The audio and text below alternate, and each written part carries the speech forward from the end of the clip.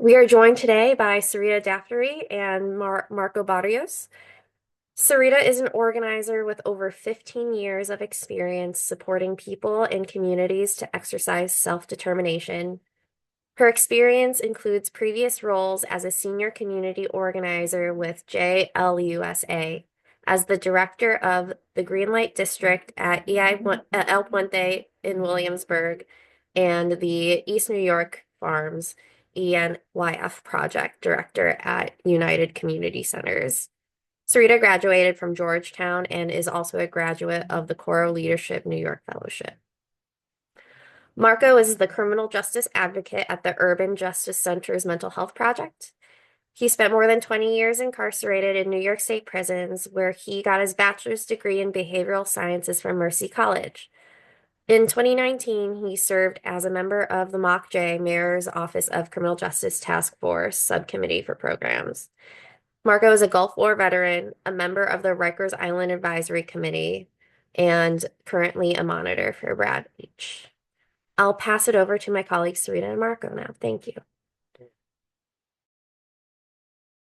Is off.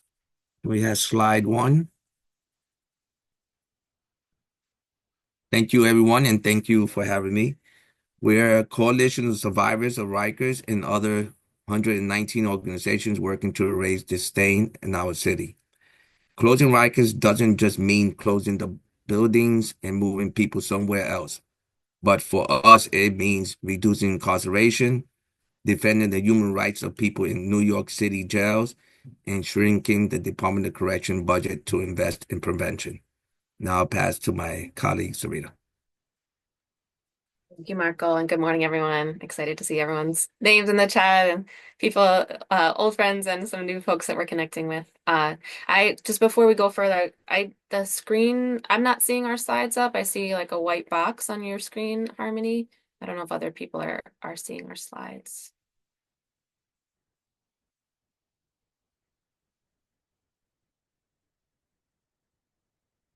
Does anybody see something other than a white box on Harmony's screen? Can? Oh, interesting. Okay. Now I'm starting to see it. Okay. There we go. All right. So yes, Marco introduced our coalition, and we can go to the next slide. Thanks. Sorry about that. So the good news that we want to share with everyone is that there is a plan to close Rikers. And because of the organizing of our coalition, the leadership of formerly incarcerated people and allies that have joined with us in this movement, Rikers has an expiration date. So in 2019, the City Council voted to close Rikers Island. And there are two overlapping laws that require that Rikers Island can no longer be used for incarceration after August 31st, 2027. One of them is a land use change, and one of them is connected to the Renewable Rikers initiative that we'll talk to you more about when we get to talking about the future of the land on Rikers. But those laws established the requirement for closure, and the 2019 vote also put in place a plan for how to do this. So it commits New York City to reducing the number of people in jail. It's a fundamental, as Marco pointed out, element of our campaign. We want to shrink capacity for people to be incarcerated. What was voted on in 2019 was to shrink that capacity to less than 3,500 people and invest in alternatives. As we go along, we'll share with you some of the amendments that this administration has introduced that slightly change elements of this plan, but for now, I'll walk you through what was voted on in 2019. So in addition to that commitment to shrinking New York City jail capacity, included this commitment to closing all the 10 jails on Rikers Island and the boat by 2027. The council also, a big element of this plan was approving the replacement of the outdated jails that at that time existed in Brooklyn, Queens, Manhattan, and the Bronx, and replacing them with new facilities that are designed with human beings in mind. And I would say also, knowing that this is a healthcare group, like really focused on supporting the well-being of people who are incarcerated, which we know is not the case, certainly with the jails on Rikers, but was also not the case with the Brooklyn House of Detention, the Queens House, the Tombs that have actually all been demolished now, but were spaces that left no room for program space, made it really difficult for people to access healthcare and all those sort of related challenges. And then the plan also committed the city to an initial $265 million investment in funds for community resources. That included a range of things like alternatives to incarceration, cure violence and violence prevention organizations and initiatives, and also supportive housing dedicated for people returning home from jail and prison. So justice involves supportive housing. Not all of that has been implemented yet, which we'll talk about as we go further, but this was part of the agreement that the city made. And then they also established a commission on community reinvestment and the closure of Rikers, the goal of which was to guide the investment of $1.8 billion per year that can be saved by closing Rikers. So that 265 million is a drop in the bucket in the total picture of what we need, what our communities deserve to be well and healthy, and certainly to address the harms of mass incarceration and disinvestment. So we wanted to have a commission that could do the ongoing work. That commission has not been regularly convened by this administration, but it is written into law through that agreement, through a law that was passed along with that agreement in 2019. So we can go to the next slide. Just to give you a little bit of a sense of where we're at right now with implementing this plan, how are we reducing the jail population? How are we doing with closing jails on Rikers? The big takeaway is we are not making as much progress as we want, and yet this remains the law, and there are some steps that have been taken towards implementing that law. So in October 2019, when this plan to close Rikers passed, there were about 7,200 people in the New York City jails. Now there's about 6,650. That number is certainly higher than we want. We think it's higher than it needs to be. It's inflated because of the gaps in healthcare and housing that people are experiencing. During COVID, when there was a concerted effort to reduce the number of people in jail, we did see that number get down to as low as 3,800 people. So we know we can do this, but there's a lot of work to do to start driving this number down again. In terms of the jails on Rikers, what's open, what's closed. So we have this little graph that gives you an idea of that. Most of the jails on Rikers are open. The one that is marked in green is the one that is permanently closed and has been transferred out of Department of Correction control through the Renewable Rikers Law. So now it's actually that structure and the land around it is under the control of the Department of Citywide Administrative Services.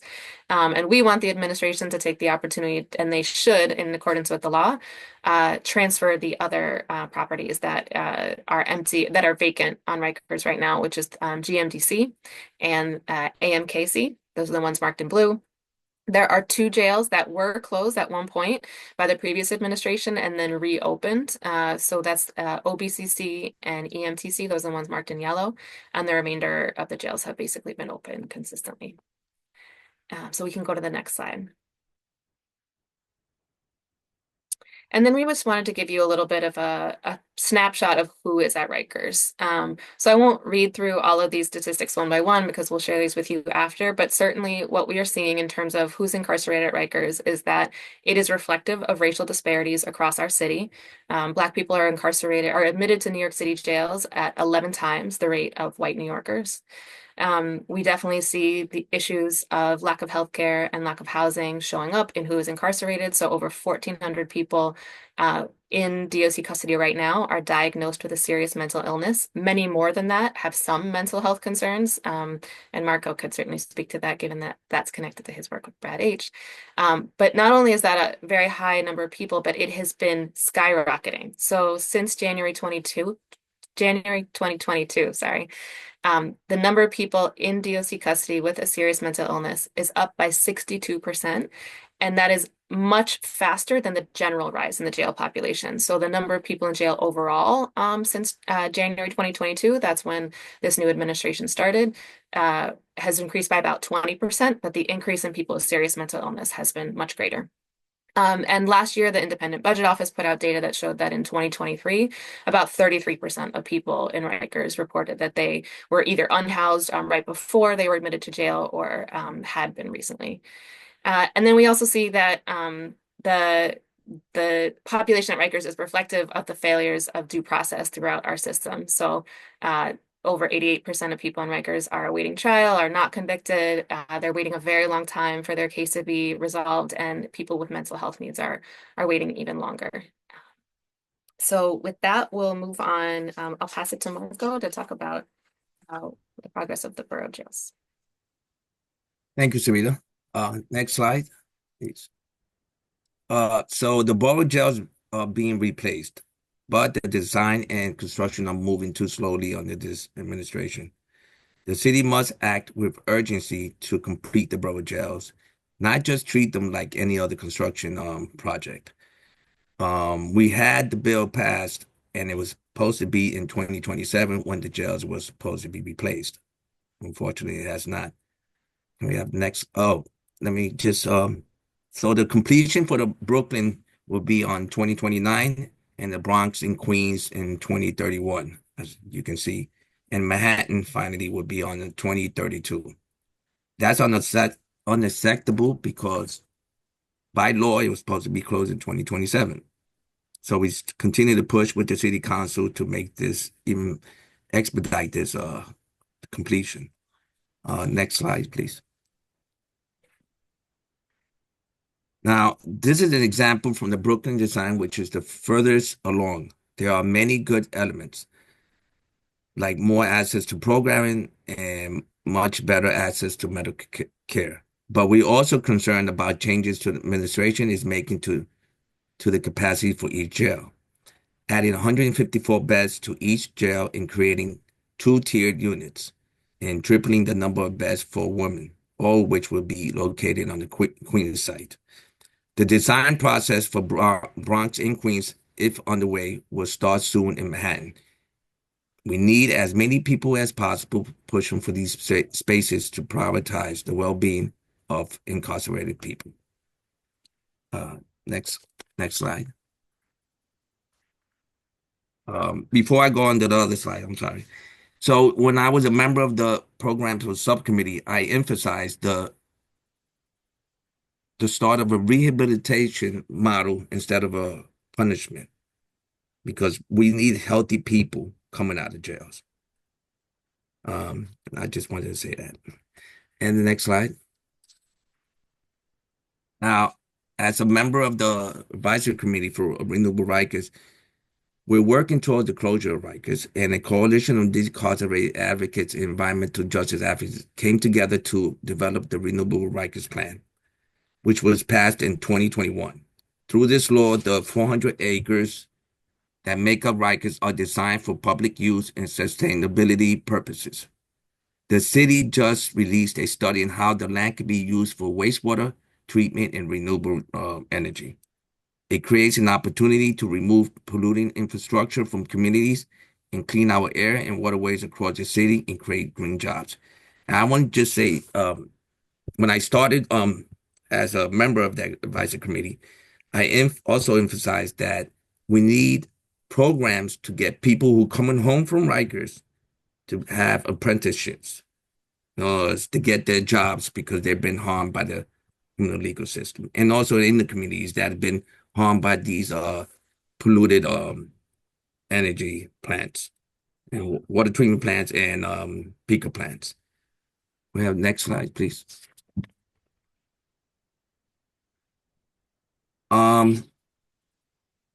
So we're calling for the mayor to, on a certain, as you can see there, in December we delivered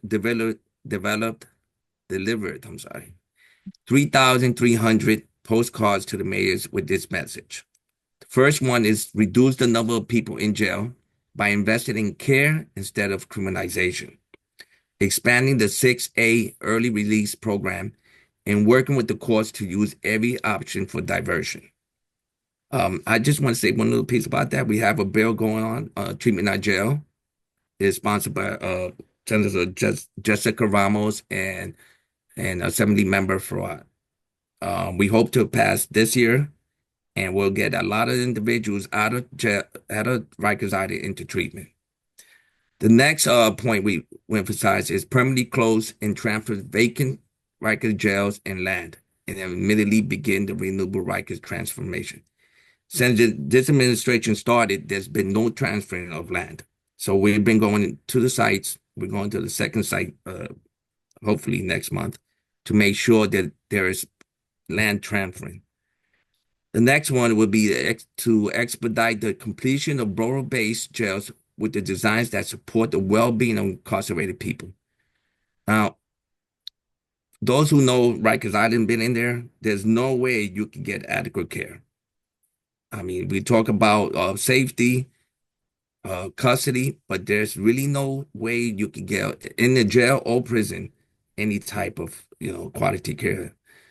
Then finally, we to cancel plans to increase capacity in the borough jails and triple beds for women. Now, this mayor also wants to triple the amount of people incarcerated instead of making sure that the people come out healthier and productive citizens. I'll pass it to Sarita. Thanks, Marcos. We can go to the next slide. So the next couple months, our campaign is going to be very focused on the city budget. So as Marco went over, we have like overarching demands that we've been pushing with the administration, for the past several years. And then sort of within that, every year we run almost like a mini campaign during the budget cycle to really focus on that element of investing in care over criminalization and trying to make sure that we see the city's dollars used in the best possible way to support people's health and well-being and to reduce the number of people in jail. So a couple of we're still finalizing what our priorities are going to be for this year, and that's something we can definitely share and follow up in it. We should have those ready by the middle of February or earlier, but this is an initial sense of what we anticipate that we're going to be advocating for. So we want the city to honor the Close Rikers points of agreement. Those were that $265 million of investment commitments that was agreed to in 2019. Seems like honoring the commitments already made is a really natural starting point. There was within that a commitment to develop 380 more units of justice-involved supportive housing. So some people on the call may be quite familiar with that, and some people less so. It is a supportive housing program that the city developed that was designed to particularly be available for and provide a resource for people that are returning home from jail and prison, with the recognition that people returning from Rikers, from upstate prisons, are often unable to access supportive housing because either they can't get their interview done, they can't get their application completed while they're on the island or when they're in custody, or because they are not considered chronically homeless if they've been in a jail or prison for more than 90 days. So in a minute, I'll mention some efforts towards addressing that too, like expanding that eligibility. But this is a program that immediately when it was opened with 120 units was able to address that gap for 120 people who had been cycling through the city's jails, hospitals, and shelters most frequently. But we've been stuck at 120 units for years, long enough that there's been a 10-year study about how successful this program has been, and it showed great success. It's called the model is called FUSE and has been used in other jurisdictions as well. It's called the FUSE 10-year look back study, which we can also share with people who are looking to learn about that. But the reason that although this was agreed to, the reason that we don't have these additional units is that, and I'm sure for all the service providers on this call are very familiar with battling for services and reimbursement rates that are reasonable. So the reason that those 380 don't exist is that the services rates that were set were just unworkable. No one has applied. So even the providers that already operate the 120 units that exist, they've said, we would love to open more. We think this is an important resource, but we cannot operate these at the level that they're funded. So the city does have a supportive housing program called, or it has the 1515 supportive housing program is the city's biggest supportive housing program. Within that program, there is a special higher services rate for young adults with the recognition that that's a group of people that needs a higher level of services. And so we just want the city to make that same recognition for people that are returning home from jail and prison and apply that higher services rate to these DISH contracts so that they can reissue the RFP and make it an appealing one that people would actually apply for, so that these 380 more units can actually be realized. And we would have altogether 500 of these units in New York City that are desperately, desperately needed. So that's a little bit about JISH. We also want the city to eliminate the wait list for care coordination. And our top priorities within this, particularly because they're the areas where it really comes down to city money, are intensive mobile treatment teams and forensic assertive community treatment teams. So I'll again explain these a bit. Some people may be very familiar, others less so. Intensive mobile treatment is fully city funded and is designed to be mobile treatment teams that meet people where they're at, are set, well set up to work with people who may be unstably housed, to go find them and figure out what it is that they need and have a lot of flexibility to provide for those needs because it actually it doesn't rely on Medicaid billing. So it's been a really effective program. But there's a wait list, and not everyone who qualifies is able to access it. Similarly for FACT, so this is the state-funded ACT teams that are, quite similar to IMTs in a lot of ways, except for that they do rely on Medicaid reimbursement, but they, provide flexible, community-based treatment to people who may not be likely to get themselves to a clinic or something for an appointment, but can be reached in the community. Forensic Assertive Community Treatment Team adds some peers and reentry specialists so that those teams can better serve people with that experience. And the city has added that funding to convert the team from an ACT to a FACT team. But people are waiting 3 months to get assigned to these teams. So people, released from Rikers who have an identified mental health need, who we know would benefit from this service, and cannot access that for 3 months while they're released, struggling to deal with the trauma that they've endured on Rikers. But conversely, the city would have a jail bed available for them tomorrow if they were rearrested. So it doesn't make sense to make people wait for these services. We know that. And one of our tasks to try to pin down a budget ask around this actually is to better understand the full scope of the need. And some of you all may have insights around that. But what we have heard most recently, some information that one of our partners was able to gather, is that the wait list for care coordination in New York City, that includes IMT, FACT, ACT, and other care coordination, is about 1,400 people. So I think you would all agree that that is unacceptable. When we know that there are voluntary, community-based programs that work, why would we leave people unable to access them and then see people funneled into jails or involuntary hospitalization? Another resource in this realm is crisis respite centers. So the city council did pass a bill 2 years ago that requires the city to open more crisis respite centers. I believe it's at least one more per borough, but they have not, that has not been done yet. This is the year that the legislation mandates that it's implemented. So this really is also in line with following the law, following that city council law, for the city to scale up funding to open more crisis respite centers. Those are places where people can go if they feel that they may be nearing a mental health crisis, and can just sort of get away for, I think it's up to 14 days. I believe that may have been changed to up to 28 days in some circumstances. So folks on the call who are more knowledgeable or might even work in those crisis respite centers, please let me know if you have more updated information. But a really important resource along that continuum of preventing. What we're talking about really here overall is preventing crisis. When people are in crisis, responding to it with care rather than criminalization, and then when people are coming home from jail and prison, getting people the supports that they need. So just a couple more things that I'll mention on this slide. So we're also advocating for capital funds to renovate beds for inpatient dual diagnosis treatment. We know that there is a need for this, significant unmet need. Everybody we know who's a public defender who has a client that has both mental health needs and substance use disorder and wants to be able to get into treatment can't get in because there's a shortage within New York City, but we know of an organization that has space, wants to expand, but just needs some capital funds to renovate and make the space available to bring more people in.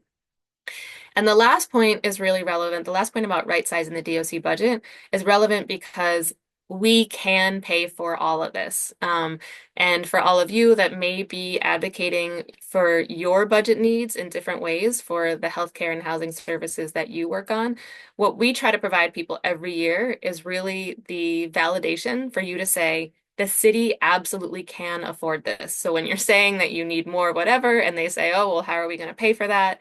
New York City is spending more than $2.6 billion on Rikers every year. That amounts to over $500,000 per person detained there.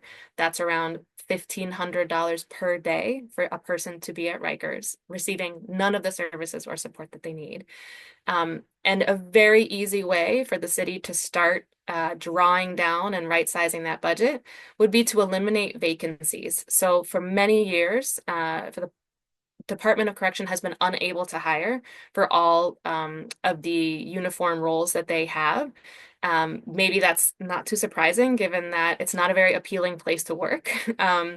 And they are not, it seems that they are unable to fill those roles, and we would argue they also don't need to fill those roles because what the city is obligated to do based on the plan to close Rikers is that they are obligated to reduce the number of people in jail, and along with that should come less staff. That's just like common sense. So our initial analysis shows that if the city eliminated vacancies at the Department of Correction, just eliminated vacancies, not even a hiring freeze or anything, sort of more aggressive like that, just eliminating vacancies would save about $150 million this year alone. So anybody who's advocating for a program that needs, $3 million more dollars, $10 million more dollars, $50 million more dollars, keep in mind that the city can absolutely make the funds available for all of these needs to be met. And a really easy way to do that would be just to eliminate the vacancies at the Department of Correction.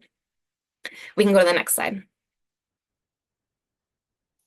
Okay, and so then I wanted to mention some other related advocacy opportunities. These are, within that, Marco gave that broad picture of what we're always advocating for. I gave you a little bit of a zoom in on the city budget, and now just wanted to note a couple of other things that are very specific items that I think would be relevant for this group. So we are advocating for the city to swiftly complete and open the outposted therapeutic housing units that are planned for Bellevue, Woodhull, and North Central Bronx. So these were part of the plan that was envisioned in 2019 that are hospital-based jail beds. So this would be for people who are in DOC custody. It's not an alternative to incarceration. We want to be clear about that. But it is an opportunity for people in DOC custody who have the most serious medical needs to be able to get better care and to have direct access to specialty care.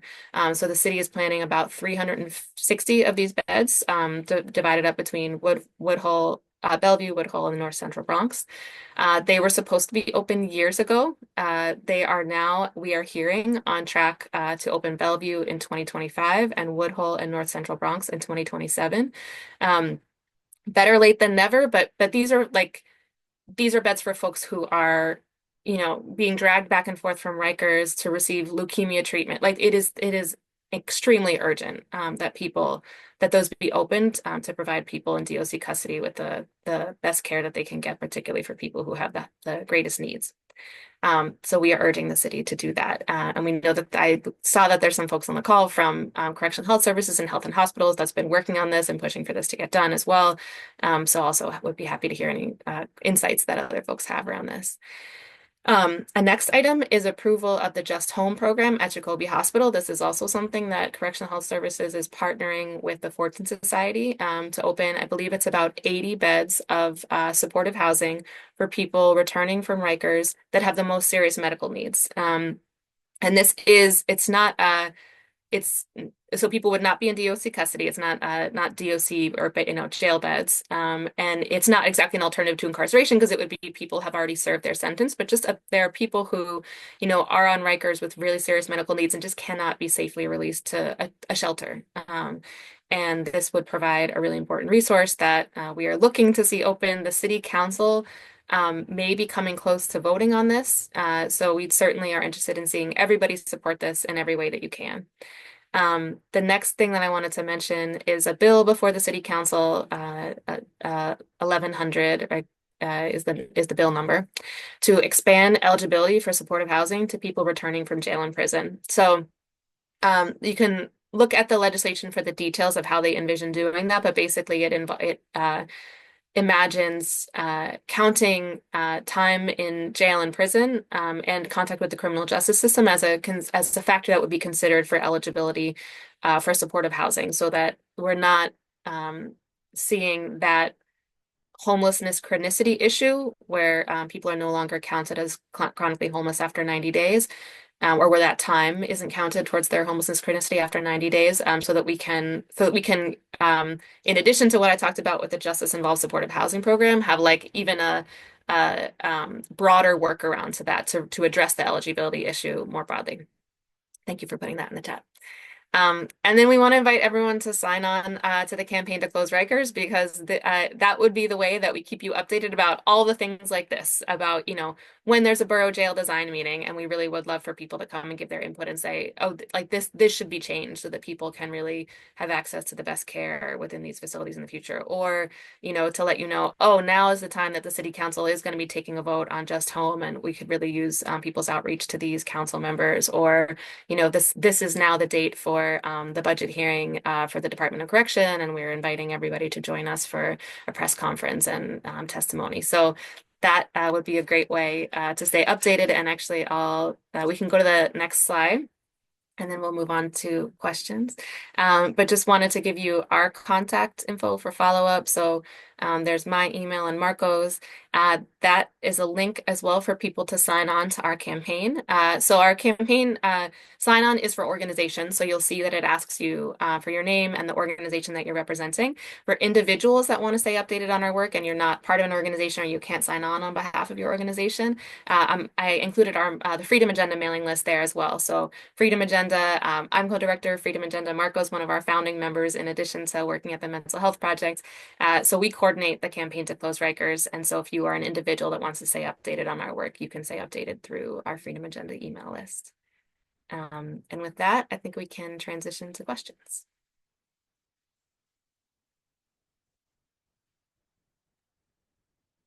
Thank you, Sarita, and thank you, Marco, for this really rich presentation with so many action items and policy priorities. We're really excited to join your mailing list and to receive those updates. We have a few questions in the Q&A. We have until 12. So if other people in the room have a question, feel free to add them into the Q&A. First, I'll ask, are they planning to take into account mixing violent offenders with non-violent offenders? I see that this seems to be an ongoing issue, that people who go in with non-violent offenses come out with more mental health issues. That's a good question. I'm reading it as well to make sure that I can, and I would love for Marco to weigh in as well, just about sort of like what you're seeing at Rikers now. What we know about the borough jail designs is that there will be essentially three different categories of housing. There's general population units, there's special management units, and we're actually trying to seek more information about exactly what that will be. It cannot be solitary confinement, because solitary confinement is banned by law in New York City.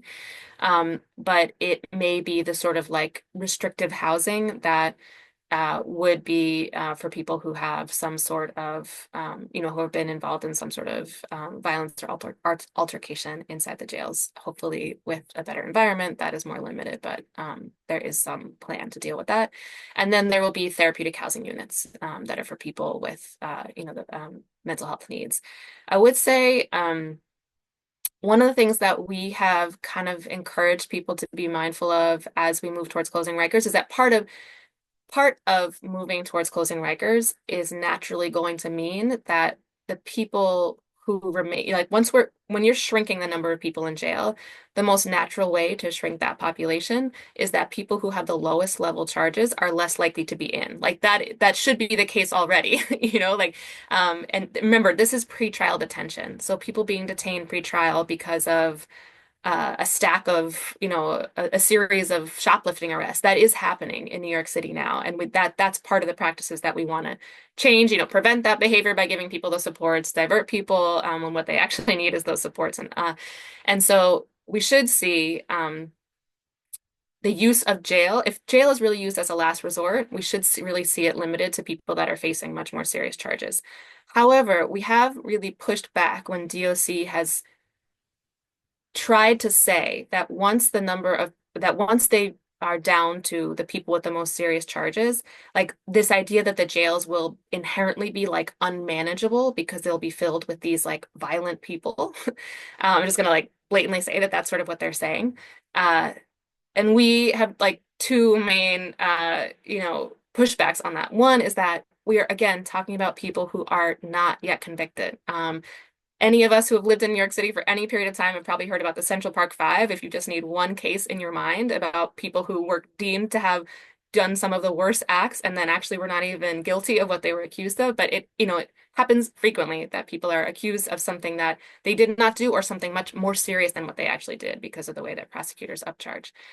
And the second thing, so, people may or may not actually have done what they're accused of. We're just talking about accusations, not convictions. Second, there's actually no evidence that people are more likely to engage in violence in jail based on their charge. There is actually some really interesting research that people are more likely to engage in violence in jail if based on their experience of procedural justice. So there was a study that showed that regardless of people's charge level or even what they were convicted of in prison, they were more likely to be involved in a violent altercation or something if at some point they felt like they had not gotten fair treatment. So I think that is probably what's driving more of the violence than people's charge level. And it is not, there's actually not anything that backs up the assumption that just because someone has a violent charge, they're going to be behaving violently in the jail setting. So it's kind of a long answer, but I think it's an interesting question. So I wanted to respond fully, and I hope Mark was going to add too. Yeah, I like to add some. So from my lived experience in going into Rikers, what I see is the lack of program, adequate programming. And so if we have adequate programming, whether it's for substance use, which barely they have, um, and other and also staff, the right amount of staff and the type of staff, I think we could reduce the hostile environment. We have a culture of violence in there that is introduced not only by the people that are going into Rikers, but mainly by the staff, correction. And we could train the individuals for crisis intervention, which I hope to be part of that. We could reduce the amount of violence that goes on. But again, when I go into Rikers twice a week, I see people just hanging out staying in the day room, doing anything, doing nothing.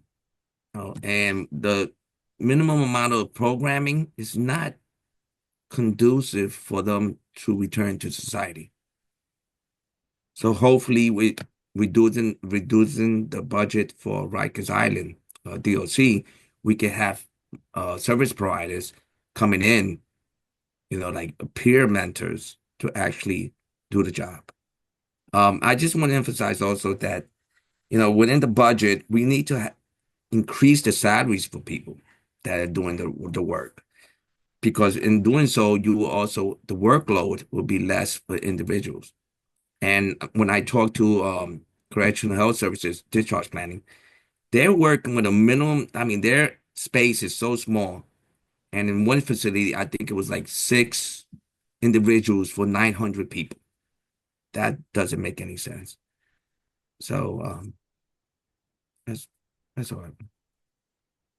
Um, Thank you both so much for that really rich answer, I think. Marco, you said earlier, when expediting city or expediting new designs and you advocating for the rehabilitation model, I think that really gets to what you're saying. And then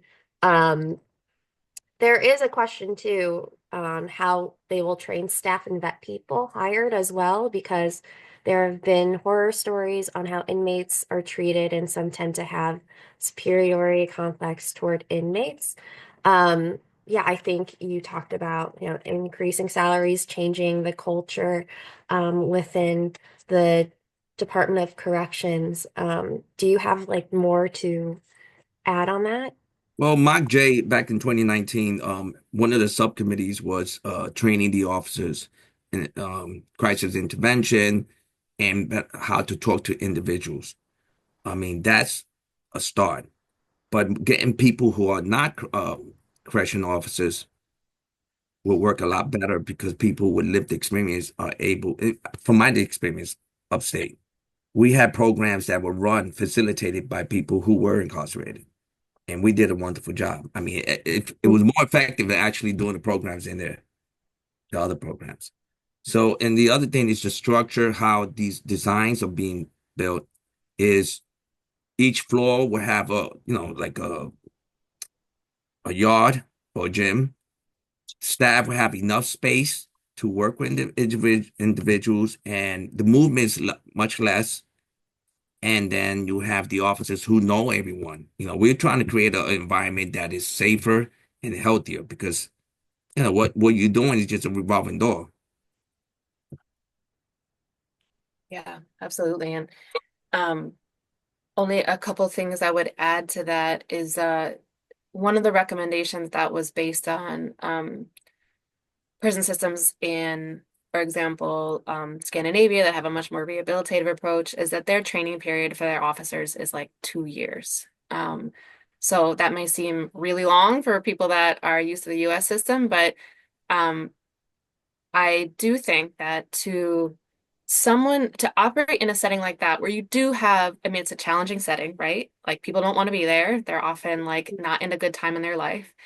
And you have the potential for abuse of power, even in the best circumstance, is just really high, right? Like it's a locked facility that the public doesn't come into on a regular basis. So the the emotional maturity that a person needs to have would need to be really, really high. And so you need to vet well, and you need to train well, like really extensive training. And one thing that is really concerning about what's happening right now is that the city is moving in the opposite direction. So they reduced training requirements, shortened the training for correction officers, and also reduced the age, and reduced the requirement for any college credits. So you now, because they are desperate to fill these vacancies that they still haven't been able to fill, um, you now have the potential for people who are like 18 years old to be, working in a housing unit and with scarce training, and it's not going to go well, for them or for people in custody. So I think part of being more focused and intentional and selective about the hiring is uh, really implementing the city's commitment to shrink the jail population because they that's how they're able to kind of raise their standards by also having a lower staff having a lower number of positions that they need to fill, and then like taking that opportunity to focus on who they really need working there. And the other thing that I would say is that even if you do all the best training and vetting, uh, consistent oversight and accountability is just going to be really important because like you think you got the best person, you gave them good training, and maybe they still don't follow it.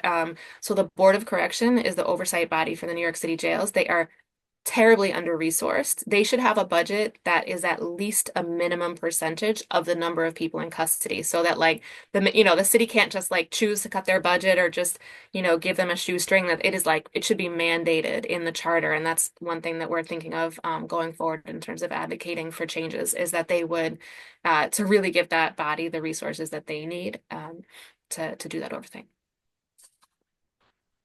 Thank you so much. Condra Clark added in the chat too that they take ethics exams also in social work classes. Education is so different for officers in Europe. And Can I just say, I'm so glad that Kendra added that because I wish we could like almost like pull Kendra in as a panelist. Kendra has been a long time movement to Close Rikers leader, member, is as part of our coordinating committee on the campaign to Close Rikers. And I didn't know that Kendra was going to be here, but I'm glad that we have her as a resource too. So thanks, Kendra. we're really glad too. And I think this is really relevant for our consortium network because a lot of us come from direct services, and direct services at large are very much underfunded. So I'm really glad that there's alignment with priorities there. And as a preview for our next Advocacy Spotlight, I'm so glad, Marco, that you brought up, peer engagement and peer support. And we hope to highlight CCIT next month. So we hope you attend there. Um, And I just say something So, quickly about the pay is the salary and compensation is really important. And you just think of like we know that there's been staffing shortages in the behavioral health field, especially right, but across a lot of social services, and people are clamoring for increasing those salaries so that they can hire people, retain people. And I think my understanding is that that's mostly been falling on deaf ears. Maybe there's been like a little bit of movement.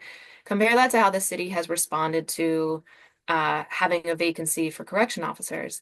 They increased salaries significantly so that now a person who is a correction officer not like not through moving up, not through any kind of promotion to supervisor or anything, just like a line correction officer after 5 years, no education requirement, basically, no training, very few training requirements, would make about $100,000 a year before overtime. So just like think about how they've responded to that, like um, that staffing shortage versus how little response there's been in the social services field. And I think that's it's a point that we should all continue making to make sure that those investments are made in the social service and behavioral health fields.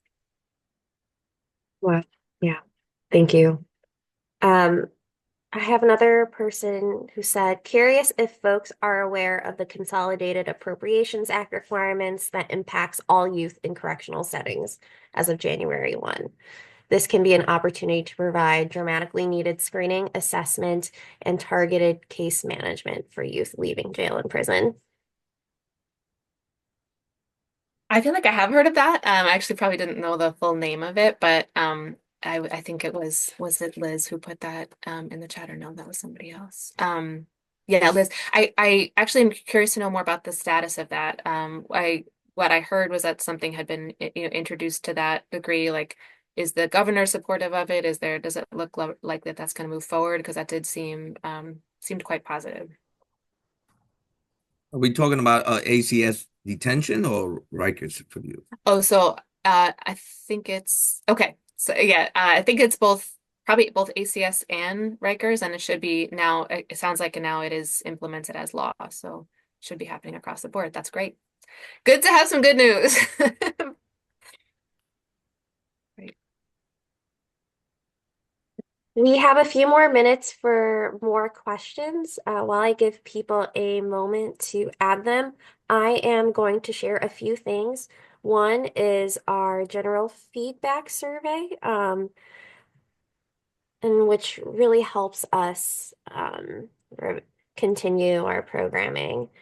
In the chat box too, I have an open feedback form. If you have ideas for other trainings, other spotlight sessions, we are all ears. Um, in terms of programming coming up, next Tuesday, we have a housing marketplace. Housing marketplaces are opportunities to learn more about housing vacancies and social services. We have 4 housing providers, and they'll take turns presenting on their available programs, eligibility criteria, and referral processes. And direct service providers will be able to ask them direct questions. It'll be next Tuesday, 3 to 5 p.m. at NYU Tisch Hospital. And then on March 20th, we have a training on Access HRA. So in the chat box are registration links, and I also put in the survey and the feedback form. Yeah, and with a few more minutes, I just wanted to reflect that, this is ultimately about supporting the well-being of New Yorkers. And I'm really grateful how you outline that, the city can do this. Like, we can fund services to support people.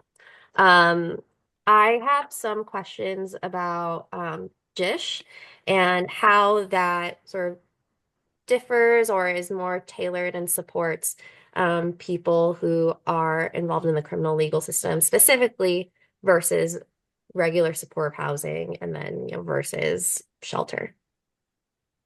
Yeah, great question. So I think that the main difference so far really has been in the way people are selected and the way people become eligible more so than the services provided. Like, not the structure of the program doesn't necessarily outline that the services provided be specifically tailored for people returning home from jail and prison, just because the services funding is so low, like it doesn't really allow for like special layers of funding, or that's something that we're trying to correct. The organizations that have chosen to take that on typically are the ones who like are really committed to serving those folks. So like the Fortune Society, like they are finding other funding, private funding that, where they're able to provide those additional reentry supports, but it's not exactly because of the JISH, funding RFP structure, because of their own choice. But it really was about the eligibility. So the way that people were selected for those first 120 units was like they didn't have to go through the whole regular supportive housing application, vetting, homelessness crisis need process. They pulled a list of people who had been in New York City jails, shelters, and hospitals most frequently in the past, forget what the period of time was, like maybe about a year. And they pulled at that time about a list of 1,000 people. And I don't know exactly how they picked the 120, but it was some lottery that where they picked 120, and those folks got housing. So I think that's how the biggest value add for people with that had been returning from jail and prison was just that it didn't exclude them from eligibility the way that Yeah. the other supportive housing eligibility has in practice. Mhm. Thank you. Um, all right. I have one more question before, I'll give you a moment to give final thoughts, but this year is city election year.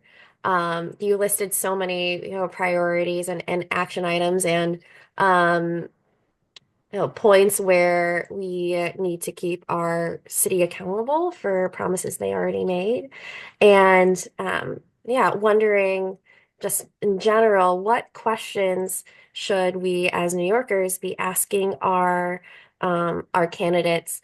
What engagement do you encourage New Yorkers to make um, with them? And yeah, I guess um, as we wait for like direct calls to action, what should we be looking out for? What should we be listening for? Yeah, I love that question. And I don't know if Marco wants to jump into or if you wanted me to go first. I would just say expanding and creating more service providers projects. Mm, You know, it's not enough. We want prevention, intervention, and reentry programs, and that'll in turn have a safer communities, right? So mm, we need to focus on that and not just crumbs, because time and time again through the budget every year they'll throw out maybe 800 beds for this or 200 beds for that, but that's not enough. We got 9 million people in the city, so we need mm. a lot more money to provide, and like I said, higher wages will help as well. Yeah, I think that's such a good point. Like, yeah, just sort of asking like, what are they going to do to address those needs? And I think, I think it's really important for people to be asked about closing Rikers. Like, just Mm. hear that like everywhere they go, people are going to expect them to get this done. Like, this is their responsibility. They're seeking this office, and if they win, they get the opportunity to be the mayor that closes Rikers. And so, I think asking them, what are their plans to improve community safety and wellness and reduce the jail population and comply with the requirement to close Rikers. You could ask that in different wording as well, but just, like what are they really going to do to take a different approach to community safety that brings down the number of people in jail and gets us to implementation of this really historic plan. And one thing I would also, it's funny because Kendra and I were in a meeting the other day where somebody was kind of pushing us for data about, that like, oh, ATI programs and these other programs and what are their success rates. And we know that like policymakers want to hear that. And yeah, we get it. Like you want to see that things are working. And we should always be conscious of what we're measuring that against. So if the other option is Rikers, Rikers has a terrible success. Like Rikers is not a success. People come out of Rikers worse off than they were before. The rearrest rates coming out of jail are higher than for people who haven't been in jail. So, there are certainly lots of programs that some of them that are already completely meeting their goals, some that are continuing to grow and learn as they're developing, but all of those are working better than Rikers. So why wouldn't we use our precious resources on the things that work? Thank you. Um, Thank you so much. I feel like that was like a, wrap up final thoughts too, but do either of you have any sort of big picture what takeaways that people should leave today with?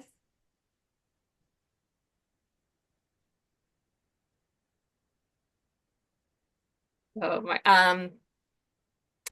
Well, I guess one takeaway is just that it can feel really it can feel really discouraging to be in a time where there's a lot of backlash to like criminal justice reform and decarceration and a lot of fear mongering. But when Marco was at Rikers, I think, and most of my coworkers and a lot of our members were at Rikers, there were 20,000 people there. And so even though we are not nearly as where we want to be, we as a society and we as organizers and as a movement have made some durable changes where people are no longer interested in that level of criminalization. And so we just have to keep, succeeding in the ways that we did for decades in, telling people this story and helping people to understand that, of course, we all want safety. And so let's do the things that work. So I think we can do this. Yeah. Never lose hope. I came home in 2017 and immediately we passed the Close Rikers campaign and Renewable Rikers. We kept pushing for it and it was done. We need people to support it. Thank you so much, Sarita and Marco, for ending this on a hopeful note. And thank you so much for all of the information you shared today. We will make sure that people get the recording, the slides, and the resources shared throughout the day. If you have any direct questions, feel free to email me, as well as Sarita and Marco. Please do sign on to their campaign and their mailing list. And I hope you all have a wonderful rest of your day. Thank you so much for attending this webinar. Thank you, Harmony, and thank you, everyone. Thank you, Harmony, everyone.